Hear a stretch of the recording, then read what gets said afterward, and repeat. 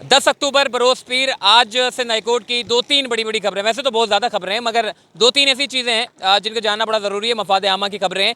पहली खबर जो के इलेक्ट्रिक और केएमसी की जो टैक्स वसूली है इसके मुतालिक खबर है, और दूसरी डीएचए में जो अक्सर बारिशों में पानी डीएचए में पूरी गाड़ियां तैर रही होती हैं, बंगलों में पानी चला जाता है, और एक सेवरेज का या फिर जो जो बरसाती पानी का जो निज़ाम है उसकी सिस्टम ना होना, उसके मुतालिक एक पूरी खबर है। और तीसरी एक ऐसी कोई ख़ास खबर नहीं है पर फिर भी लोगों का इंटरेस्ट ज़्यादा है तो इसलिए हम बता देते हैं। हरीम शाह की ने जो है वो सिक्योरिटी के लिए अदालत से रुजू कर लिया है। पहली खबर पे मैं बात करता हूँ जो कि बड़ी अच्छी खबर है।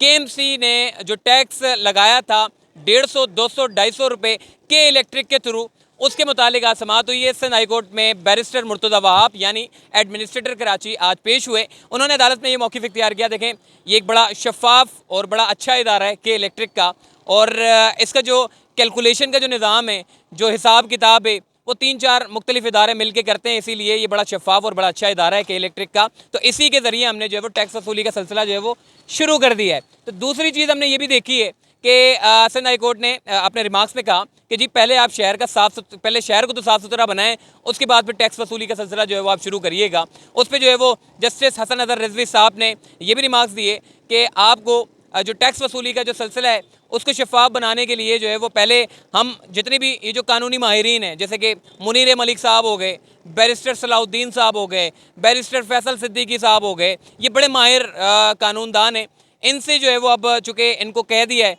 कि अगली समाअत में जो है वो अपने दलाइल दें।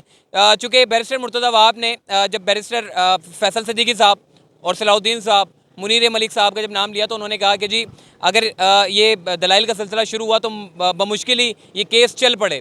तो फिर उसके बाद अदालत ने जो है वो कहा कि जी अगर इस निज़ाम को, यानी कि ये जो 150 रुपये लेने गए या फिर 200-250 रुपये जो के इलेक्ट्रिक के थ्रू लिए जा रहे हैं, उसके मुतालिक पहले मशावरत की जाएगी, पहले वकील जितने भी जो बड़े कानूनदान हैं वो दलाइल देंगे, उसके बाद जाकर फिर हम फैसला जारी करेंगे। तब तक स्टे जो है वो बरकरार रहेगा, यानी कि के इलेक्ट्रिक जो केएमसी का जो टैक्स वसूली है, जो 150-200 रुपये ले रहे हैं, आवाम को दे रहे हैं, वो सिलसिला जो है वो रुका रहेगा जब तक अदालत का हतमी फैसला नहीं आ जाता। समाअत आगे तक जो है वो समाअत अगली तारीख तक जो है वो मुलतवी कर दी गई है। अगली समाअत में मुनीर मलिक साहब जो है वो दलाइल देंगे, और जैसे ही उनके दलाइल मुकम्मल हो जाएंगे और फिर दूसरे सलाउद्दीन साहब दलाइल देंगे, और फिर इसी तरीके से जब दलाइल मुकम्मल हो जाएंगे तो फिर फैसला जो है वो सुना दिया जाएगा। फिर उसके बाद पता चलेगा कि शहरी जो है वो के इलेक्ट्रिक के थ्रू अपना टैक्स देंगे या नहीं देंगे, उसके मुतालिक आइंदा तारीखों में जो है वो पता चलेगा। दूसरी चीज़ हमने ये देखी है जो बड़ी समाअत है, डीएचए में अक्सर हम देखते हैं कि थोड़ी सी बारिशों में पूरा डीएचए भर जाता है, क्योंकि पहले प्लॉटिंग का जो जो लेआउट प्लान था, पहले प्लॉटिंग उन्होंने कर दी, और बाद में उन्होंने ये नहीं सोचा कि ये जो पूरा बरसाती नालों का जो पानी है ये कहाँ लेके जाएंगे। बारिशों का जब पानी आता है तो जाहिर है उसको निकालने के लिए अब बड़ी बड़ी लाइनें चाहिए होती हैं, एक निज़ाम चाहिए होता है, ड्रेनेज सिस्टम एक होता है। डीएचए में क्या हुआ, प्लॉटिंग पहले कर दी और ड्रेनेज का जो सिस्टम है उसका पता ही नहीं है, यानी कि प्लॉटिंग कर दी, प्लॉट बिक गए, और फिर जितने लोग रहने के लिए आए फिर बारिशें हुई तो उनके घर सारे डूब गए। तो अब डीएचए ने के जो वकील हैं उन्होंने अदालत से ये मौक़िफ़ इख्तियार किया है कि हमने जो है वो मुशावरत शुरू कर दी है, चूँकि अदालत ने इनको कहा था कि आप मुशावरत करें, मुशावरत करने के बाद माहिरीन से फिर हमें उसके मिनट्स हमें बताएं। तो अब तक वो मुशावरत हो नहीं सकी है। 22 अक्टूबर की डेट उन्होंने कहा है डीएचए के वकील ने कि हम जो है वो एक ऐसा निज़ाम लेके आ रहे हैं जो जितनी भी बारिशें हो जाएँ, चाहे वो 100 मिलीमीटर हो, चाहे वो 200 मिलीमीटर हो, पूरा बरसाती पानी का जो निज़ाम है उसको बनाने के बाद सीधा समंदर में चला जाएगा बारिश का पानी।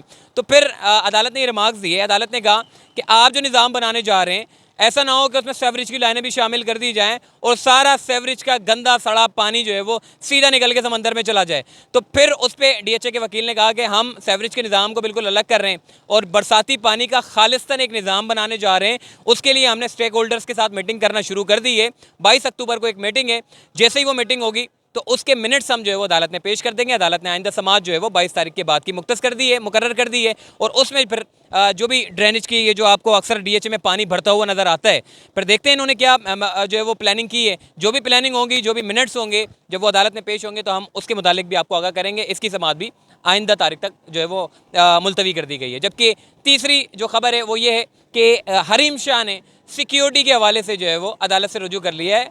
उनके और उनके शौहर ने कहा है कि जी हमें सोशल मीडिया पर जो है वो धमकियाँ मौसूल हो रही हैं, जिसकी वजह से जो है वो हमारी जान को ख़तरा है, लिहाजा हमें सिक्योरिटी फराहम की जाए। अदालत ने चूँकि ये समाअत अभी हुई नहीं है, ये सिर्फ दरख्वास्त दायर हुई है। अब ये दरख्वास्त दायर होने के बाद फिर एक शेड्यूल होगा, शेड्यूल होने के बाद फिर अदालत तारीख देगी, तारीख के बाद फिर इसकी समाअत होगी। अभी जो दरख्वास्त उन्होंने दायर की है उसमें यही मौक़िफ़ है कि जी सोशल मीडिया के ज़रिए धमकियाँ मिल रही है, लिहाजा हमें सिक्योरिटी फराहम की जाए ताकि हम जो है वो पूरे मुल्क में जो है वो आराम से सुकून से जो है वो घूम सके। जबकि चौथी एक छोटी सी खबर है वो ये कि सुरजानी टाउन के 2 मुल्ज़िमान थे जो डकैती करते थे, यानी कि असले के तौर पे डकैती करते थे। उन दोनों की मुल्ज़िमान की दरख्वास्त ज़मानत जो है वो दायर की गई थी। एडिशनल डिस्ट्रिक्ट एंड सेशन जज गर्बी ने उन दोनों मुल्ज़िमान की दरख्वास्त ज़मानत जो है वो मंजूर कर ली है। 50-50 हज़ार के एवज़ के वो दरख्वास्त जो है वो मंजूर की गई है। तो आज के लिए यानी कि 10 अक्टूबर और बरोज़ पीर की जो समाअत है वो यही अहवाल है। जबकि अगला जो अहवाल होगा, जो भी समाअत होगी, जो पब्लिक इंटरेस्ट की चीज़ें होंगी, उसके मुतालिक हम आपको आगाह करेंगे। अल्लाह हाफ़िज़।